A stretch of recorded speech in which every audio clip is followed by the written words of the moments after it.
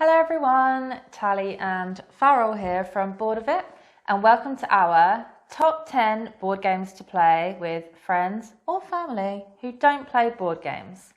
Sometimes us as board gamers, we really want to introduce games to our friends and family and we want to get them involved in our hobby, but it can be a little bit tough to know what to play with people who don't necessarily play board games every day like us. And we want them to also enjoy themselves as well, right? And not go in maybe too hard with something crazy. Well, I was going to say, I like how you introduce on willing victims to true. increase the player count. Yeah, indoctrinate. Yeah, but I think, so we're going to go through, we're just going to have a top 10, that's a shared list, and we'll talk about each game quickly, give a brief description, show you some of the game and say why it's a good game to introduce to friends and family who don't play board games. And we'd like to thank someone on YouTube for the suggestion for this list. I believe they were called William Kremer, but that could also be some fake name pseudonym. But thank you anyway, since you gave us this great suggestion. And now we will go to number 10.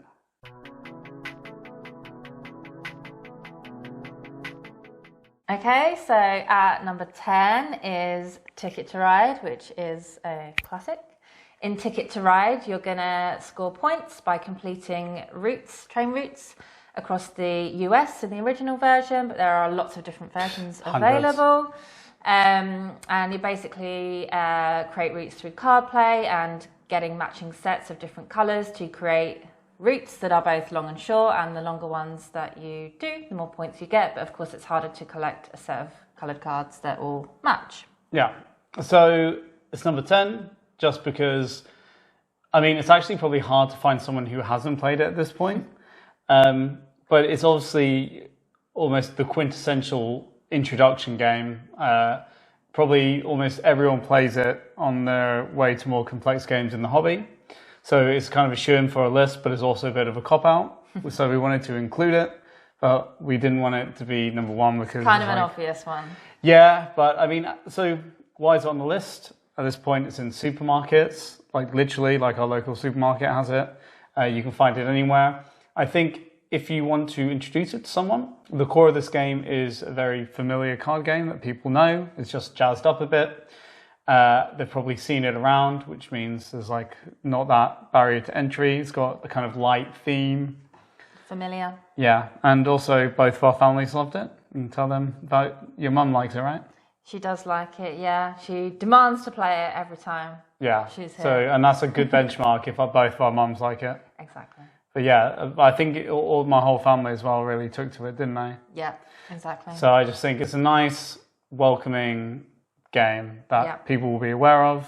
Yeah, great. Also a little bit of interaction as well, because you can take other people's routes. So I think that adds a bit of, tension and fun as well. And interaction, I think, is a good way to introduce people that don't necessarily play games. A lot of people say they like things to be interactive rather than kind of sitting and doing their own thing. And that has a little bit of it. Obviously, you're mostly doing your own thing, but you've got to keep an eye on everyone else. Exactly, why it's great. Simple, but with bite. So that was number 10.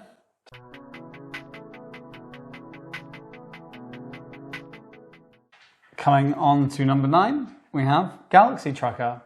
And this is the 2021 version, the updated version. And in Galaxy Tracker, it's partially a real-time game, and you basically have an empty board, and in this kind of, corporate hellscape world, you basically have to transport junk somewhere, and you have to build a ship out of that junk to transport the junk somewhere.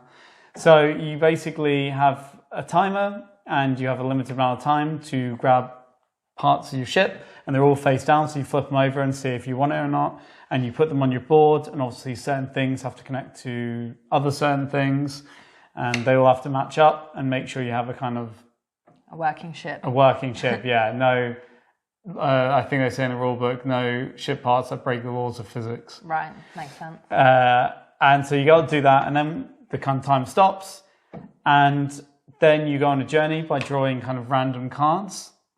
That will be this happens and that happens, and depending on how well your ship's built, you might take some damage, you might be able to get some some cargo.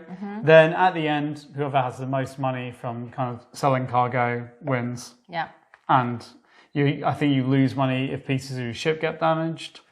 But it's a kind of light, short, quick, fun game. Yeah. Really want to play this. Yeah. As well now. So the reason why we've put this on the list is because, again, I think this is quite... It's because it says loads of fun for the whole family. There you go. There you go, video done. Yeah, job done. It is loads of fun. I was just about to say, it's just fun. Yeah. The kind of race element where you have a timer, right? Or you have to try and build the ship in the beginning. Like, I think, again, it's very novel. And maybe something that people haven't come across before, where you're like grabbing tiles in real time, and it's just exciting and fun, right? And that you're racing to find the right parts. It's also fun being the experienced person and watching your friends panic. Yeah, exactly. And we've just had so much laughs with this, haven't we? Yeah. So when people maybe the first time they play, they didn't quite build their ship in the right way, but it's like, no bad vibes. It's just funny as the kind of cards come up and you hit pirates. Somebody just rocks up to the end with like a ship with like 2 pieces left hanging off. Yeah, it's basically just like the bridge and that's it, nothing else. It's just so funny. We've definitely played some games before where a friend's ship just completely fell apart and we're all just absolutely cracking up. And it's not, it's just a quick game. It's a kind of a quick, silly game. Yeah. So no one's going to get like bad feelings from losing. Hopefully, maybe, because it's just funny. There's also a couple of levels of difficulty as well. So you can start off with the kind of starter version where you have a smaller ship, so you don't have as many parts to think about. And then as people get used to it, you can move up the levels and create like a bigger ship. So that's also a really good advantage for people that maybe aren't used to board games. No, like you say, it's nice because you can kind of introduce it to a non-gamer and give them this quick 15-minute... Like, look, obviously, because the thing is, I think, you do have to teach what different kind of compartments do in the ship. Like, this is an engine, this is a gun, it needs to be connected to a battery, blah, blah, blah. So it's nice that you can have this 15-minute kind of like beginner ship level 1 almost level. like a practice round. Yeah.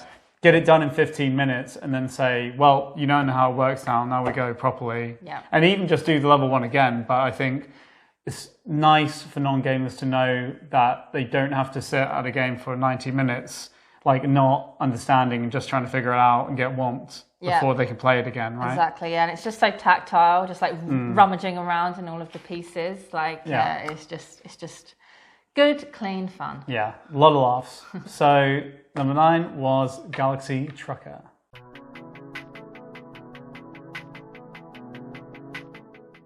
So moving on to number 8, one of my personal favourite games, it is Quacks of Quedlinburg. And this is a push your luck game in which you are a quack trying to make a fancy new medicine, funky new medicine. Either or both. Or both.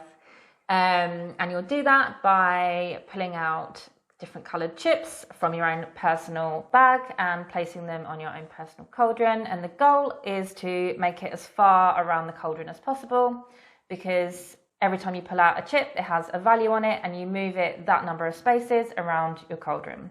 So the further you can make it out, the better, because there's also a terrible ingredient that you can also pull out, which is called a cherry bomb. And if you pull too many cherry bombs, your potion is going to explode. And then that means you won't get any points for that round. So it's all about knowing when to stop and when to push your luck, because maybe you'll just pull out that coloured chip that you can get you a little bit further around and get you some more points. Yep. So why is on this list? Well, we will say that the reason it's number 8, so a bit towards the end, is it's probably one of the most intricate games on this list. Certainly not heavy by any standard, but it is a bit more intricate. There's a little bit more to explain, a barrier to entry. But I also think that, or we also think, it's just a novel game. It's something that will shake up the way non-gamers will see board games, because it's kind of quite unique that you have this bag building mechanism, you have the kind of physical element of the game, which a lot of games don't have, of drawing chips out of the bag. You have the push your luck and the gambling. Yeah. I think it's also got some, because of the luck, it means it's got a nice playing field, like a level playing field, where newbies can do almost as well, or if not better, than experienced players, just because of what they draw out their bag. Yep. You've got a pretty good catch-up mechanic. Definitely. I think every time we've introduced this to someone, it maybe does take a round or two, like you said, for them to really understand kind of what they are aiming to do and what the goal is. Yeah. But the good thing is there's 9 rounds in the game, I think, or 8 or 9. So after the first 1 or 2 where they can just sort of watch what everyone else is doing, then it's not going to be a problem to get into. And everyone we've played with just ends the game and says, that was really fun. And they want to go again now that they kind of understand it. I think that's the key reason it's on this list as well. It's fun, and that's what you want to bring to non-gamers to kind of indoctrinate them into our ways. But like we have the girlfriend of a friend, and she, I think, didn't play too much besides maybe some Ticket to Ride here and there, things like that, before she met us. And obviously now we've like forced her to play every board game under the sun. Yes. And this was one of the ones, like you say, that was a hit. And when she had her turn to pick the other weekend, this is what she wanted to play. Yeah. So I think it's just a good testament to entertainment for non-gamers. Exactly. And I think even I, after playing hundreds of board games, when we first got this, I was really impressed with how unique and different it was. And I didn't know that there could be a game where you like have your own little bag and the bag building concept. And I didn't know that was a thing. And I was really like wowed by it. So. Yeah. So that was number 8, Quacks.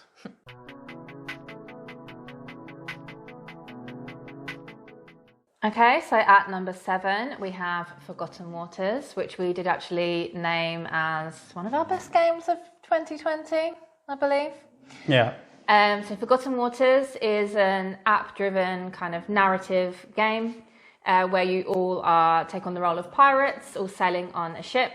It's kind of semi-cooperative in that you all have to work together to complete your missions and make sure that your ship doesn't sink, and when you're having battles you'll have to work together. But you also have some kind of individual goals as well, and your character has to kind of complete different story points in order to have like a happy ending at the end. So mostly cooperative with some personal goals. And what you'll be doing is using the app to tell you kind of what the next story point is, and then you have a book in the middle of the table where you can place your standee to carry out the action that you want to do, to either work on the ship or explore a new town or have a battle, basically. Yeah, so this is, as we said, number 7, and honestly, the only thing that is keeping this game being from way higher up the list is just the length. It basically, because you're kind of doing like a story, usually it can be between 2 and 4 hours. Yeah. And you can pause halfway through, but obviously if you're playing with non-gamers, it's not that likely you're going to get them back, or they won't want to schedule 2 separate nights, right? But why it is great for them is there's very, very light barrier to entry. I mean, basically all you need is 1 die and a little pen and piece of paper. Yeah. That's kind of all the input required from them.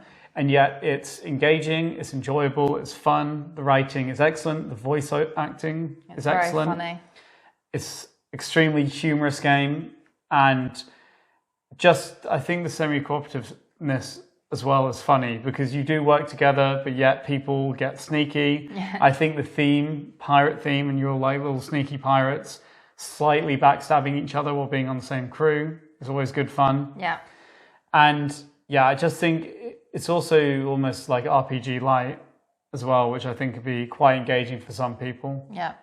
It's definitely, for me, like taps into a novel experience, because maybe people that don't play board games a lot would have no idea that you can get like apps with board games now. Yeah. And especially one that's as well done as this. Like, it is absolutely on point. Yeah. Has all of the background noises and everything like that. Very thematic. Love that. Yeah. And I think another aspect is that when you're in the app, you have the kind of crossroads system where you make a decision and it usually picks someone at random, which is quite cool as well, because it puts these decisions entirely in the hands of, someone around the table. Yeah. And it's not that you have to defer to anyone to leadership or makes it. And that's always engaging for someone, especially if they're a non-gamer, to be able to make a decision because it's a 50-50, but, without requiring input or talking to or... I think you can participate in the RPG side of it as much as, or as little as you want as well. True. Like, you could just not engage with that side at all. Or you could go all in and do all of the pirate accents like we tend to do and like really play into the role. But it's not necessary. You can, do whatever you feel comfortable with. So I think that's good as well for non-gamers maybe. I've never introduced this to anyone and not had everyone laughing around the table. Yeah, definitely. It's a really enjoyable experience again. It's something that no matter, I think, what type of game you are, it's definitely worth experiencing just because of how much fun you get out of it. Yeah, and it's easy, right? Like all you do every round is just place your standee on the action that you want to do and read from the book. Yeah. So it's not like in any way. And also there's no real wrong answers either, which is another great thing. That's true. You can't go wrong because you're doing an action, you're exploring something. Yeah, exactly. But yeah, Forgotten Waters, number 7.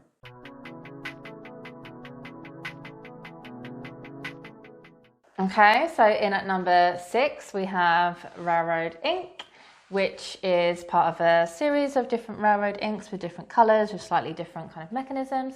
But anyway, it's a roll and write in which you roll some dice every round. I think there's 5 dice, and each face has a different piece of road or piece of railway, and you have to use them on your personal board to create an infrastructure network in your personal city, which is the rail and the road. And there's a few different ways you can score, like connecting up different exits, which are around the edge of the board, longest railway that you have, longest railroad, and you get some extra points for kind of drawing through the middle as well. So very nice roll and write, and it's one of the ones where you have the pens where you can write and then rub it out. Yeah. So it's on the list because I think it's quite a nice little box. It's something, I think one of the key things here is that it's portable, it's unintimidating, it's something you can bring to the pub or around with friends very easily. And I think to non-gamers, it's just novel. Mm-hmm. Because I know we brought this round to, I think it was someone's Easter at someone's house once or something. Easter dinner. And there was some of their other friends there who hadn't played before, and we got this out, and I think they're just really fascinated by that. They were given this little kind of, I wouldn't call it a board, but map. Player map that you can draw on. They had this felt and they could rub it out, and the whole concept of rolling dice and doing things with it. So I think it's just something that's very interesting, and also the Railroading series, it always looks very nice. So it's something that draws the eye if you get it out, if you're playing it, which can be a big help to enticing people. And second, it's short, it's not very hard to explain. It's kind of simple to explain, hard to do, if that makes sense. Yeah. And hard to master. Yeah. And I think that is what you're kind of looking for in this list of games. Yeah, exactly. I think it's really nice that you can just literally take the box to the pub, roll the dice inside the box, and it's all very contained as well. So that means that you can share it with a lot more people, I would say, as well. And I think it doesn't really matter who rolls the dice, but it can be nice to like give everyone a chance as you go around to just like roll the dice, right? And I think people like to feel involved as well, even in a very small way. I guess this is quite solitary, is the only thing. Yeah. There's there's zero interactivity, right? But yeah, it's still really cool one to sit around in the pub or when you have friends around, little warm up or cool down game. Yeah, exactly. So that was Railroad Ink.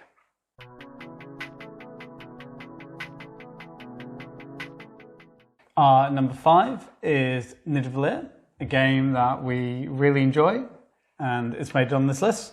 So Nidavellir is a set collection auction game where you're tasked with gathering a dwarf army, and you've got to go to several pubs, and in each one you've got to flash your gold to hire soldiers, blacksmiths, and so on.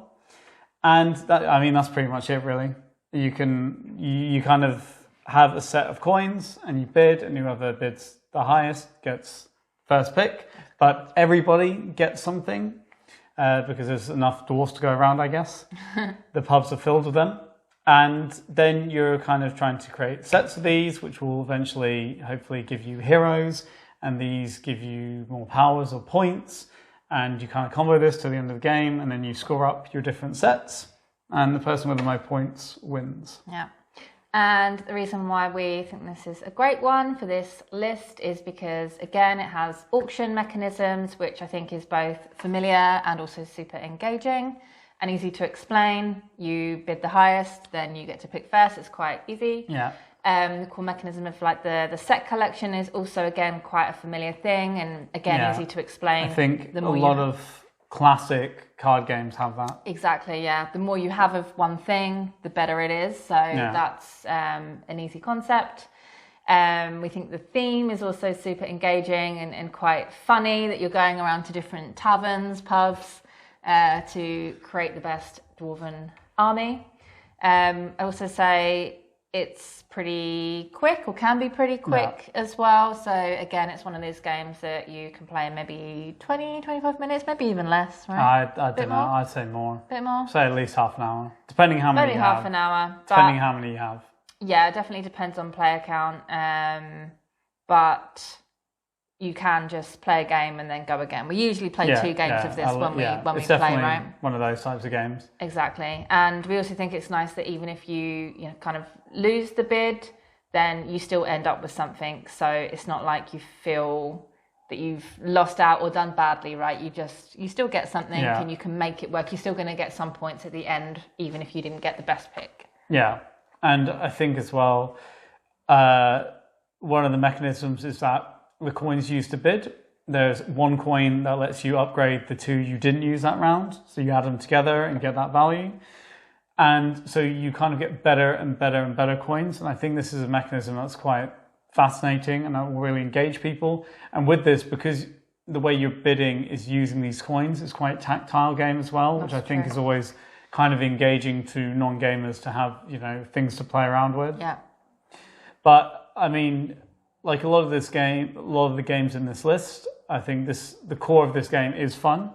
It's not one of the best games you'll ever play, but it's something that is incredibly enjoyable. It's fast, it's kind of quick, tactical. Yeah. And I think that's the kind of thing that will engage non-gamers. Yep, agree. But yeah, so Nidavellir, number 5.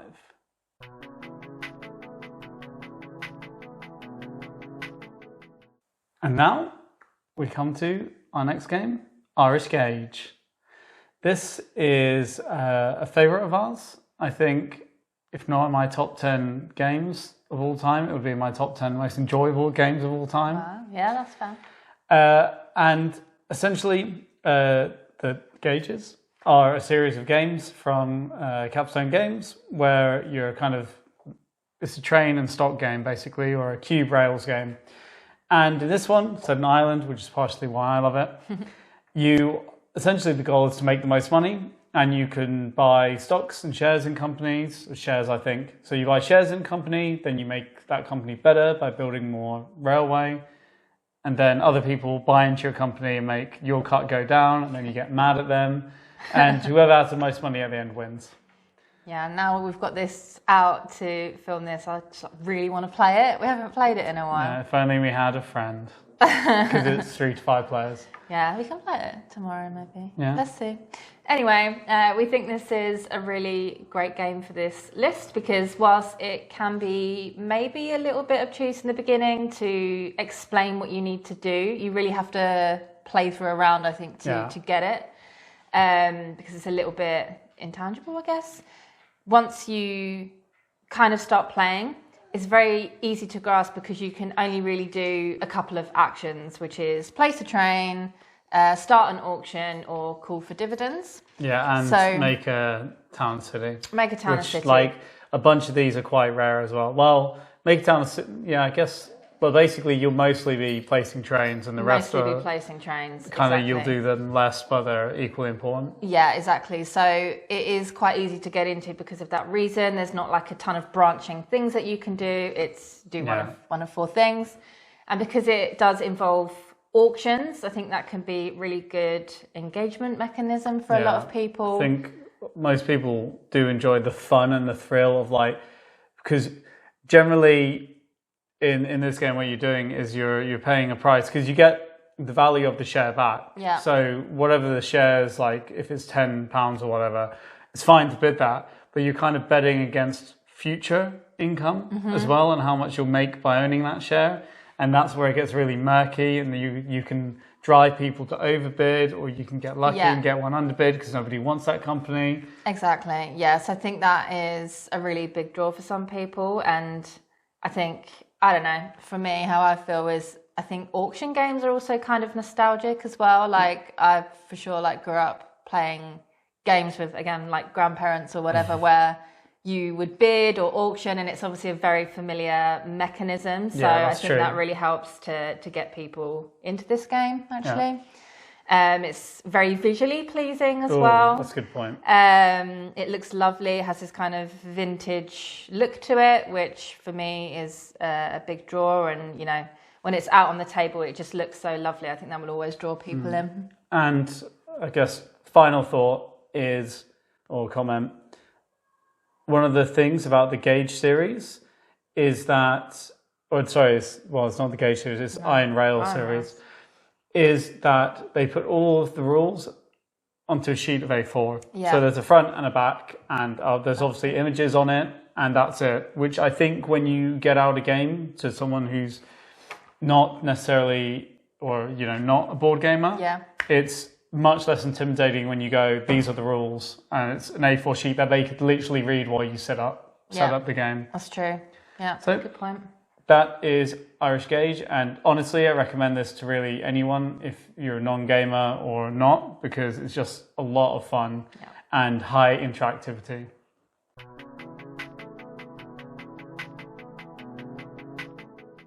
Okay, so in at number 3 is Longshot, the dice game. This is a roll and write that is about horse racing. So you have a board and everyone is, a punter at a horse race. And you're going to be making some bets on the different horses and doing some other kind of little bonus actions to make your bets higher, or maybe be able to buy a horse. But essentially 2 dice are rolled every round, and one will have a horse on it and one will have the number of spaces that they can move. So maybe you roll a number 7 and a number 3. So horse number 7 will move 3 spaces, but horse number 7 will also drag behind it some other horses maybe by 1 space. So one of the actions as the bonuses you can also do is kind of add a horse that you really want to win as one that's being dragged along by another number, let's say. So yeah, do you want to say why we love it? So this has, I think we got it in April, and it's become one of our most played games. I think it's in our top 10 of all time. And this is something we've introduced to more different people of every kind of walk of life you could imagine.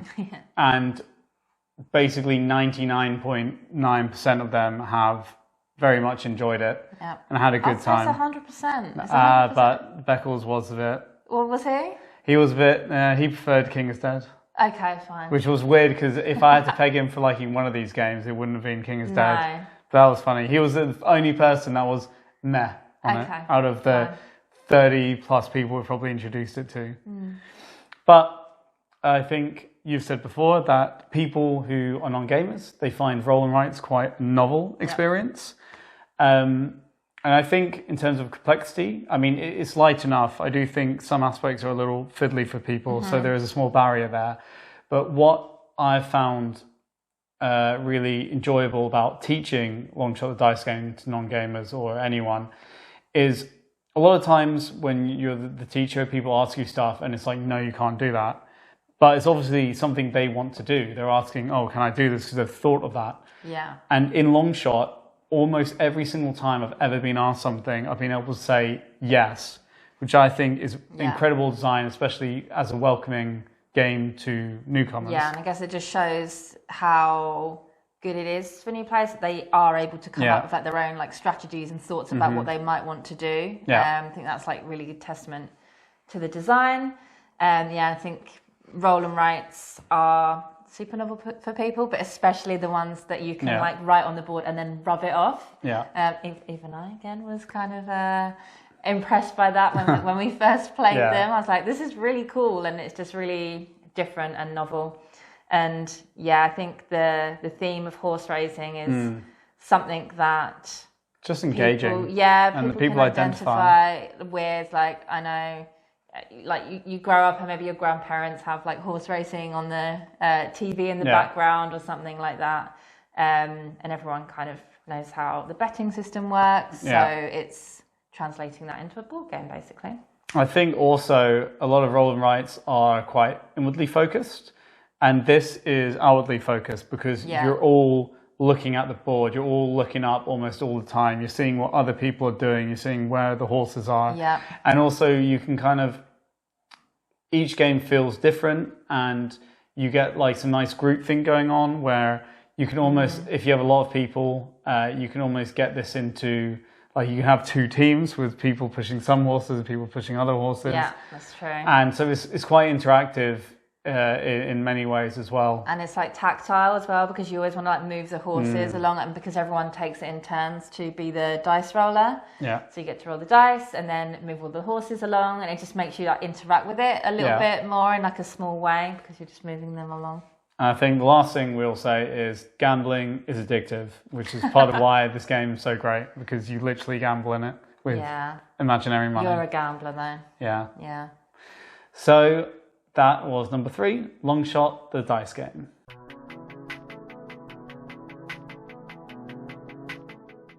So now we're getting to the end zone. We're at number 2, and that is The Quest for El Dorado. Now, this is an absolute classic, modern classic, I guess, because it's not that old, I think, by master designer Rainer Knizia. And El Dorado is at its core a race game, and you play a card, and that card will let you move on the type of terrain matching that card. So a green card will let you move on jungle, but you can get better cards, you can get cards that do different things, and it's a deck builder mixed with a race game. And it's really excellent for non-board gamers. Tell us why. Yeah, so we've just found that people take to this super quickly. There isn't a lot you can do other than just play a card. You're just playing a card, so it's very easy to get into. And ultimately, you could just go throughout the game playing a card to move and race. If you didn't want to interact with like buying new cards, right? So it's that simple that you could do it. But people do really love looking at the marketplace where you can get new cards, and the cards are really kind of interesting and throw in new mechanisms and allow you to kind of discard different cards or move further. And we've just found that people like to be able to kind of make their own decision in that way. And it's very easy to do that. So they know that they can buy more cards. They can very easily look over the marketplace themselves and make their own decisions, and it's very self-explanatory from the cards what they do. I think so. We don't have to sit and like say, "Oh, if I was you, I would do that or do that." You don't have to coach so much. It's very easy for people to get into. 100%. I think it's even a lot of games on this list. You kind of might have to check people, and if you're teaching it, keep an eye. And this is very much a game where people. It's just very simple, like you say. So it makes everyone involved feel better, particularly for non-gamers, because they don't have to be babied. And a great kind of design aspect is that the market is limited to 6 cards. So they only have 6 to choose from, which like narrows it organically. Which I think is great. Second point is that because it's a race game, you know, you could worry that maybe somebody will go ahead if they're more experienced. But there's a little bit of luck in what cards you draw, which can keep people involved. And on top of that, usually somebody doesn't run away with the game until, you say, the final fourth, final third, when kind of their deck comes together and they leap ahead. So usually new players will also I mean, I'm not saying they can't win either, but they'll usually be involved for most of the game and be in that pack and be in that race, which keeps it engaging for everyone as well. Yeah, but you could, as a more experienced player, think, oh, I'm going to get that card and that card and blah, blah, blah, and think that you're being really sneaky and strategic, but then just not pull any of them in the time that you need them. And a newbie could pull the right cards and just run ahead with it. So definitely something that is an equaler. I think you don't have to be super experienced to win at this game. And just fun for everyone. I mean, we got this last October, I think, give or take. And within that time, it's become one of our most played games, literally because a lot of people who aren't board gamers want to keep playing it. It's become my mother's favourite board game that we've ever introduced to her. So definitely recommend this for non-gamers.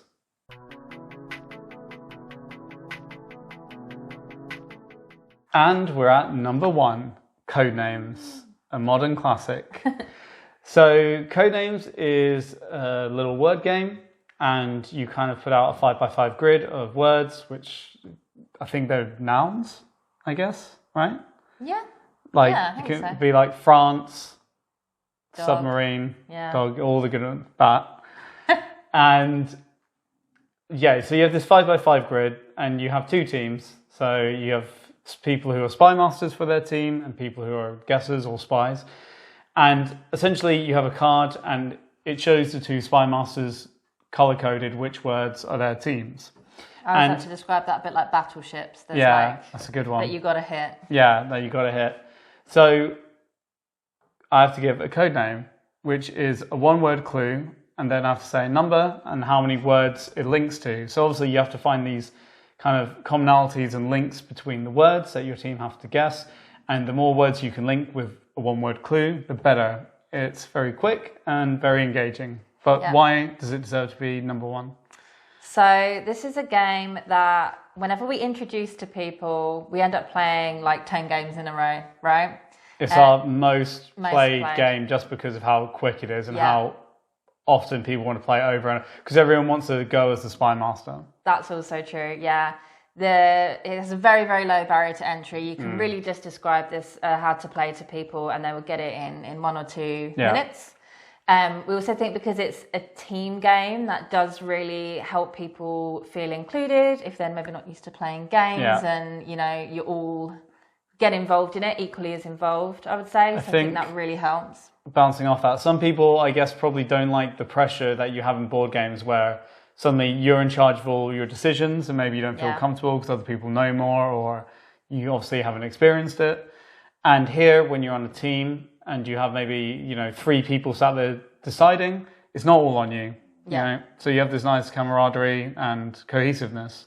Exactly. Yes, we've just had really a lot of fun with this, with people of all different ages, like all different types of experiences with board games as well. Yeah. So from kind of teenagers up to our parents, like everyone just always loves it. And we think part of it could be harking back to kind of classic games like Scrabble that kind of maybe everyone's played with their family at some point, and games about words can kind of feel quite familiar. So it really is just so easy to get into. Yeah, I think it's something that feels kind of modern and engaging, but at the same time feels comfortable and classic, which is why everyone we've played with has really engaged with it. And it's one of those games as well that when you show it to new people, they tend to want to go out and buy it themselves. Yes. Which I'm sure if you're a board gamer, avid board gamer, you've found those kind of games before. And I know friends have done it, your parents have done it, some of my family's done it. Yeah. And just to kind of end why Codenames is the ultimate game to show non-gamers, basically when we got Codenames, I decided to pick it up on a whim because my family was coming over. It was like my mum and her boyfriend and my sister and her boyfriend. And it was just something light and quick to play, I guess, because I hadn't played it before.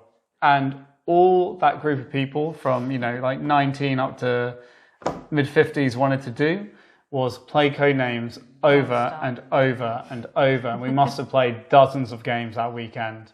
And we had the best time doing it because everyone was together. The great thing as well, because it can be over in say like 10-15 minutes, right? So it's just like, let's just go again, and you can just play over and over again and still have fun. Endlessly replayable because of the way you can flip the lights. Exactly. The words. But that was our number 1 Codenames. That was our top 10 games to play with non-gamers. And we hope you enjoyed it. And please let us know what your recommendations are. Of course, we want to hear them because we're always looking for games to show people, especially non-gamers. And we're also glad to announce that this will hopefully be the penultimate video with this crappy outside table. That's true.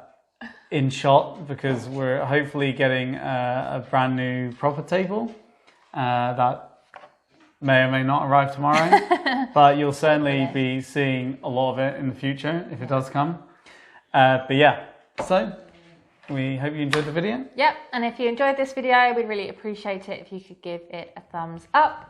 Subscribe to our channel if you're not already. If you haven't seen us before, we usually do kind of 15-minute board game reviews, 15 minutes or under, hopefully, along with some other kind of list content like this, like best board games to play for 2 players, not designed for 2 players. We have a series on that as well. Yeah. And if you have any questions about any of the games that we talked about, then we'd absolutely love to answer them. Please ask us in the comments. And thanks for watching. We'll see you next time. See ya.